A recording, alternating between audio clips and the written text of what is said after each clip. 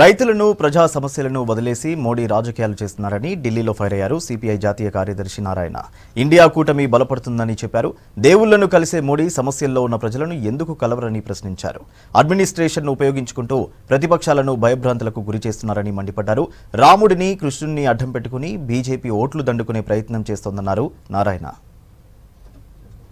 మోడీ గారు కేరళలో మాట్లాడుతూ ఇక్కడ మీరు కొట్లాడుకుంటున్నారు కాంగ్రెస్ సిపిఐ, మరి అక్కడ మాత్రం కలిసి ఉంటారా, ఇదేమి రాజకీయ సంబంధం అని చెప్పేసి అంటున్నారు.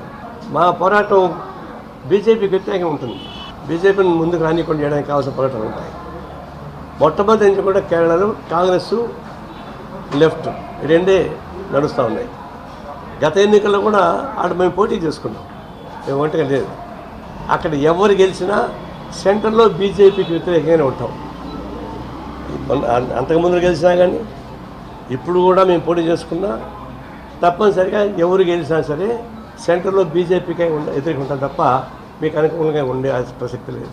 ఇక్కడ ప్రజలకు సంబంధించినటువంటి సమస్యలను వదిలిపెట్టి ఈ పబ్లిక్ సెక్టార్స్ ఎగిరిపోతూ ఉన్నాయి. తర్వాత రైతులు విపరీతమైన ఆందోళనలో ఉన్నారు. హైదరాబాద్ చుట్టూ, ఢిల్లీ చుట్టూ రైతులు ఆందోళన చేస్తున్నారు. ఇది ఒక యువకుడు చనిపోయాడు.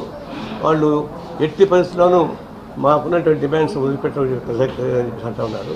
డ్రోన్లు పెట్టి ఆయుధాలు పంపిస్తారండి, తేలికాసి పంపిస్తారా? వాళ్ళు మనుషులా ఇంకేమన్నా పశువులా? పాకిస్తాన్ బార్డర్ కూడా అంత గౌరవం ఉండదు, అక్కడ కూడా అంత సెక్యూరిటీ ఉండదు. వాళ్ళు అన్నదాతలు లేకుండా దేశం బాగుపడుతుందా? అన్నదాతలపై యుద్ధం ఎందుకని? వాళ్ళని టెర్రరిస్ట్లా, శత్రువులాగా భావించి శత్రు శిబిరం మీద దాడి చేస్తున్నారు. ఆ ప్రకారం రైతాంగం మీద దాడి చేస్తున్నారు. మేము తీవ్రంగా ఖండిస్తాం.